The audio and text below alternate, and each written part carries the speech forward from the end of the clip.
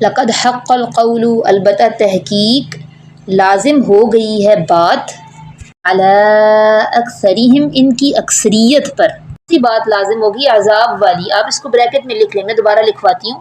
البتہ تحقیق لازم ہو گئی ہے عذاب والی بات، علی اکثرہم، ان کی اکثریت پر. فہم لا یؤمنون، پس وہ نہیں ایمان لائیں گے.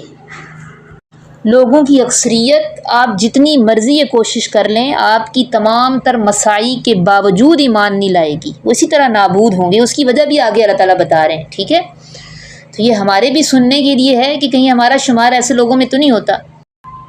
اور پیچھے بھی آپ نے پڑھا سورہ سجدہ میں اللہ تعالیٰ نے کیا فرمایا، میں جہنم کو جنوں اور انسانوں سے بھر دوں گا. تو یہاں اس بات کا یہ مطلب ہے کہ ان پر عذاب والی بات لازم ہوگی ہے، لیکن قصور ان کا اپنا ہے. آگے اللہ تعالیٰ بتا رہے ہیں انا جعلنا، بے شک ڈال دیے ہیں ہم نے، بے شک ڈال دیے ہیں ہم نے، فی اعناقہم، عنق کہتے ہیں گردن کو، اعناق اس کی جمع ہے.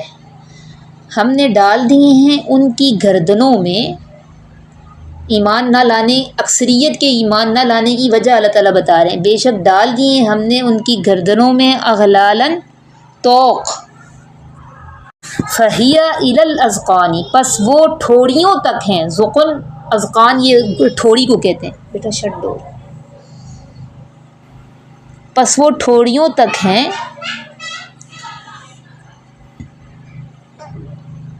فہم مقمحون، پس وہ مقمحون، پس ان کی گردنیں مقمحون، اوپر اٹھا لی گئی ہیں.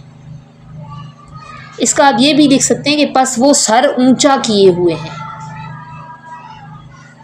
پس وہ سر اونچا کیے ہوئے ہیں.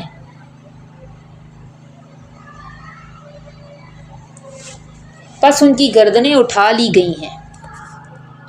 اس کا کیا مطلب ہے کہ ان کے گردنوں میں توق ڈال دیے ہم نے، اور وہ توق اتنے بھاری ہیں کہ ٹھوڑیوں تک ہیں، اور ان بھاری توقوں کی وجہ سے ان کی گردنیں اوپر اٹھی ہوئی ہیں. اس کا یہ مطلب ہے کہ وہ ایک خاص ماحول میں جکڑے ہوئے ہیں. کلچر کا توق ان کے گلے میں پڑا ہوا ہے، اور اس توق نے ایک خاص ڈائریکشن پہ ہی ان کی گردنوں کو گھمایا ہوا ہے. ادھر ادھر وہ دیکھ ہی نہیں رہے ہیں. جو کلچر کا توق ہے نا، ان کے گردنوں میں اتنا بھاری ہو کے پڑا ہوا ہے کہ ان کو فرصت ہی نہیں ادھر ادھر دیکھیں، بس اسی کے پیچھے چل رہے ہیں. ایک خاص سمت میں ہی ان کی گردن گھومی ہوئی ہے. ہاتھوں میں ہتھکڑی، پاؤں میں بیڑیاں اور گلے میں توق کا ہونا، یہ تو سزا کی علامت ہے. اب دنیا میں دیکھیں بڑے بڑے مجرموں کے ساتھ یہ ہوتا ہے نا، ان کو گلے میں توق بھی ڈالا جاتا ہے، جو اس کے ہوتے ہیں قتل کے مجرم. آپ دیکھیں ان کے پاؤں میں وہ خاص قسم کا ہوتا ہے، پاؤں، ہاتھوں اور گلے تک وہ پھیلا ہوا ہوتا ہے، ایسا توق ہوتا ہے. تو یہ توق اللہ تعالیٰ کہہ رہے ہیں یہ کلچر کا توق، یہ بھی اتنا بڑا اور بھاری ہے کہ جب گلے میں پہن لیا نا تو ٹھوڑی تک بھر گیا ہے، جس کی وجہ سے ان کے سر اوپر کو اٹھ گئے ہیں. تو اس سے آپ کلچر اور غلط نظریات کا توق آپ اس کو لکھ لیں. اس سے مراد کلچر اور غلط نظریات کا توق ہے. اس قدر ہم لوگ اس میں جکڑے ہوئے ہیں کہ ہمیں ادھر ادھر دیکھنے کی فرصت ہی نہیں ہے. ہم ادھر ادھر دیکھ ہی نہیں سکتے. اس لیے اس بدبختی کی وجہ سے ہم ایمان سے محروم ہیں. اکثریت ہماری ایمان سے محروم ہے.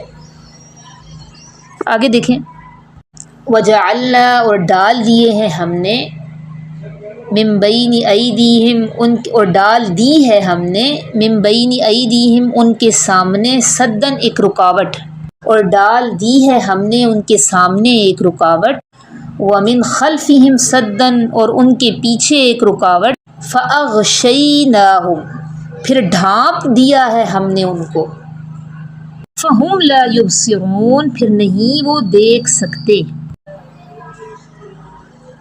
ڈال دی ہم نے ان کے سامنے ایک رکاوٹ. سد دیوار کو بھی کہتے ہیں. پیچھے آپ نے سورہ کہف میں پڑھا تھا نا، سد سکندری، اس میں بھی آپ نے سد لفظ پڑھا تھا.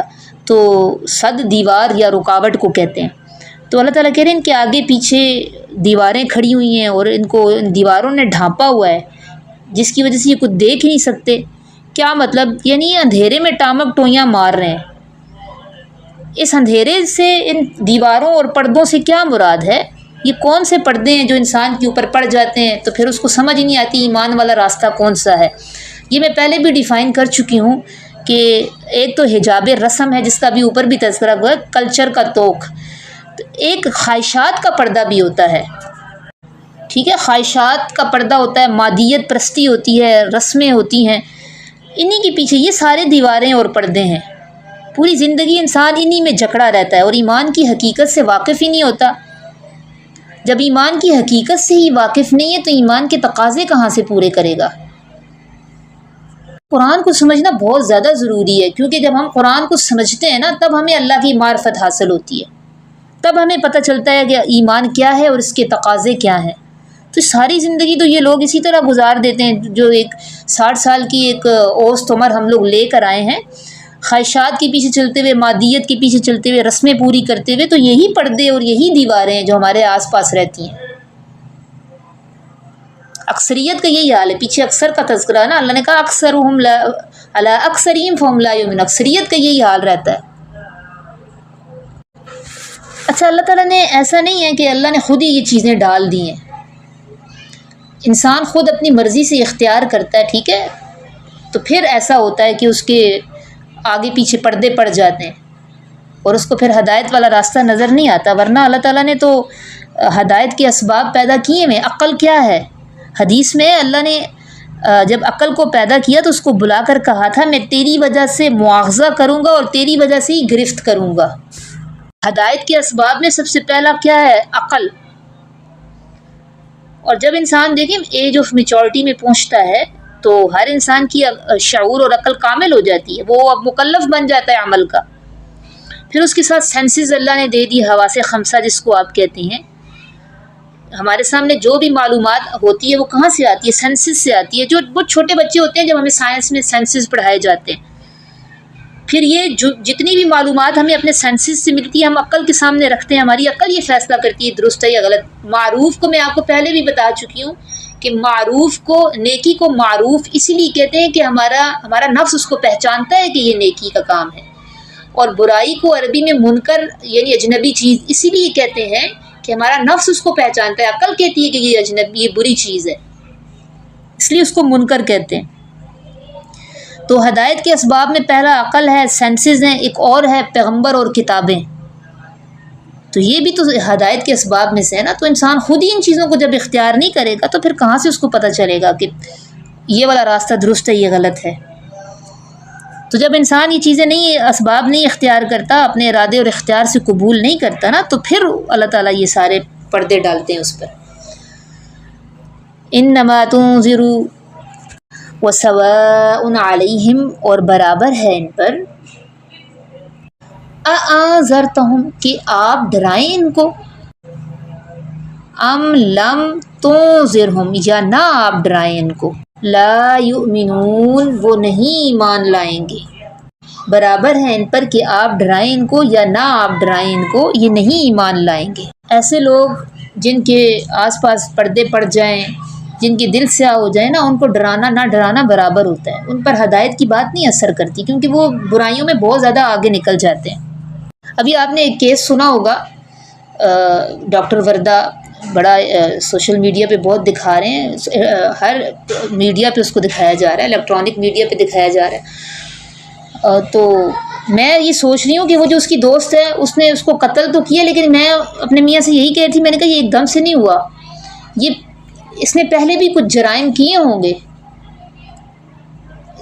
اور جب وہ چیزیں سامنے آ رہی ہیں تو واقعی پتہ چل رہا ہے کہ یہ منی لانڈرنگ میں بھی ان کا نام آ رہا ہے، اور سود پہ جو اس نے لیا ہوا تھا قرضہ اس پہ بھی یہ آ رہا ہے، تو سود بھی تو حرام ہے نا۔ تو جو بندہ ایک حرام کرتا ہے اس کے لیے پھر مزید حرام کرنا آسان ہو جاتا ہے۔ تو اتنی ہرس اور اتنا لالچ کہ بچپن کی دوست کو قتل کروا دیا۔ تو یہ بڑے عبرت کے نمونے ہیں اگر ہم دوسری نظر سے دیکھیں ان واقعات کو۔ تو یہ جتنے بھی جرائم ہوتے ہیں دنیا میں بڑے بڑے، یہ ایک دم سے نہیں ہوتے، اس کے پیچھے پھر وہ جو مجرم ہوتا ہے آپ اس کی ہسٹری چیک کریں، وہ ضرور بہت سارے جرائم اس نے پہلے بھی کیے ہوتے ہیں، عادت ہوتی ہے اس کو۔ تو یوں چھوٹے چھوٹے جو گناہ کرتے کرتے نا پھر انسان بڑے گناہ کرتا ہے، پھر اس کے لیے آپ برابر ہوتا ہے نصیحت کی بات کریں نہ کریں، اس کے لیے برابر ہو جاتا ہے۔ انما تنذر، بے شک